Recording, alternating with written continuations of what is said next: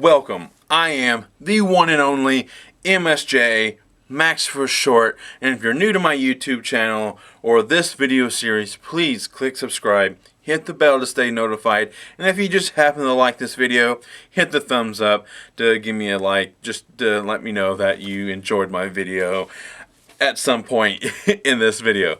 So, if you don't know what's going on, if you're new to this series, me and the 13th Wolfman have been basically pitting our movie collections against one another. I issued this challenge. I'm the one who instigated all of this.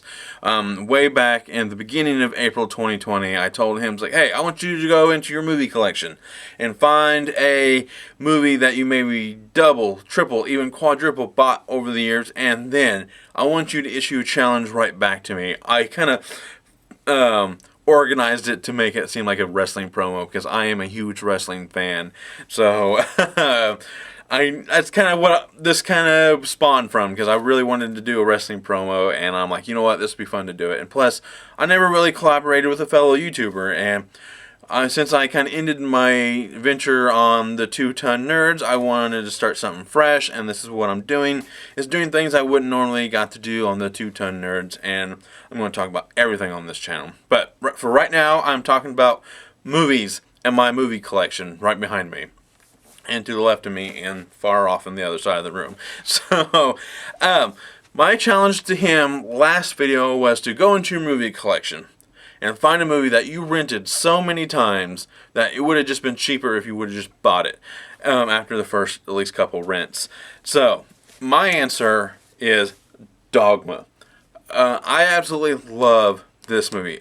Even though I have Clerks as my all-time favorite movie of his, Chasing Amy is a close second, but I can't. This one is just so good in different ways. This is kind of more of a supernatural feel to it, because if you watch some of his later movies like Tusk and Red State and even Yoga Hosers, they have kind of like this weird feel to it, and he is able to do weird, and I think this really spawned right here with Dogma, like being able to like incorporate like angels and demons and stuff like that, especially with Red State. You know, it's more grounded than that one, but this one is still really good. It's just about two angels trying to get back into heaven after being casted out, after kind of defying God, and it has Jay and Silent Bob in it, and a slew of other characters, and like his regulars, Jason Lee, Ben Affleck, Matt Damon. You know, they put them in everything. So, but that was my pick. That was the movie that I rented so many times I probably just shouldn't have bought. I do have that on Blu-ray, the exact same edition, so I have 2 out-of-print Kevin Smith movies. So, now, as per usual, he issues a challenge right back to me. He wanted me to go into my movie collection and pick out 3 movies from 3 subgenres that I really liked. It didn't have to necessarily be my all-time favorites. Each one of them is, but it had to be within a subgenre, like slasher flicks or werewolves or something like that. That's kind of like how I classify it. I mean, I'm sure it's many others as well, but first up, my favorite, actually 2 of these are actually my all-time favorites. So my all-time favorite vampire movie is 30 Days of Night. I love this movie. I love how it's set in the snow. I love how it's kind of very gritty. I love the vampires. I think these are the best vampires ever. I mean, as much as I love True Blood, which I have right behind me, I barely see, but I absolutely love the like animalistic vampires in this movie, and they are they have their own language and stuff like that. So it's just, I really just love it, and they're smart. They're kind of smart, and they're just ruthless, and they're violent. And I'm not saying like not all vampire movies are that way. They're not violent, but they're just like they have a certain feel to them that just stands out to me, which I really like, and I just love it. And I cannot get enough of that movie. I haven't watched the sequel yet.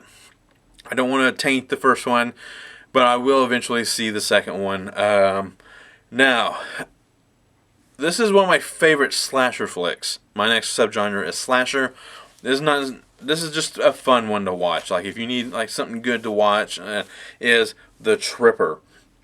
This movie is just. This has an all-star cast. It has Thomas Jane, Paul Rubens, Jason Mewes.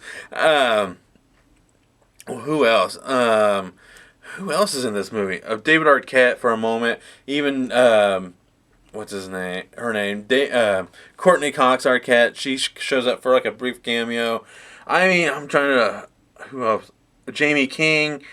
Lucas Haas. I mean, there's a lot of people in this movie, and it's just set in like a Woodstock-esque music festival is about to come up in this little mountain town, and this serial killer dressed in a Ronald Reagan mask starts killing everybody. It's just a lot of fun. It's not one of the best slasher flicks of all time, but I think it's a lot of fun to watch, and that's why it's fun to me, and it's one of my favorites. So you've probably seen this me flailing around or whatever. This is my favorite ghost movie, The Frighteners, with Michael J. Fox, directed by Peter Jackson. This is my favorite ghost movie. I cannot get enough of this movie as well. This is one I need to double dip on really bad so I can get a better version of this. I hate the dual-sided DVDs. I didn't realize that when I first bought it, so I have to be really careful. One of my Mallrats DVD is exactly the same. I cannot stand dual-sided DVDs, but I love it. It's Michael J. Fox plays like a paranormal investigator who actually can see ghosts, and he uses this to his advantage to swindle money out of the common folk. But there's also an underlying threat slowly kind of progressing throughout the movie where people are being killed.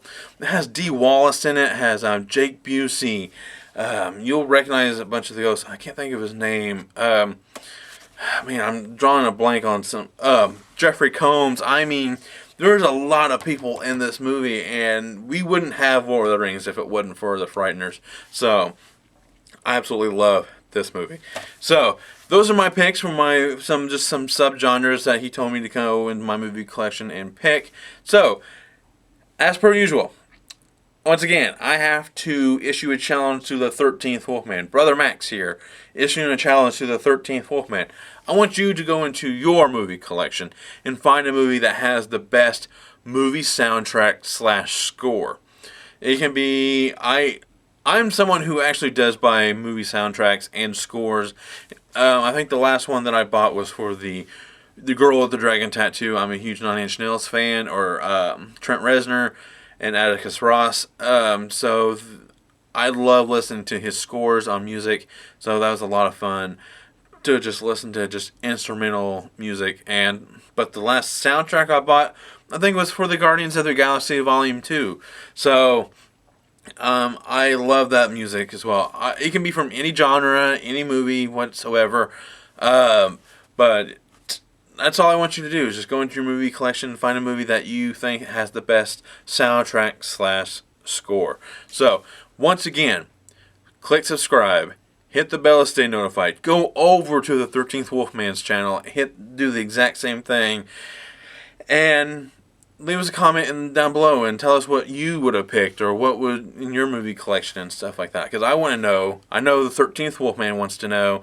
And we started a Facebook group called I'll leave a link down below as well for the Facebook group that we got started going on. People who want to join in doing this with us. More the merrier. Please. We're having so much fun doing this. So, as always, I am the one and only MSJ, Brother Max, or Max for short, and thank you.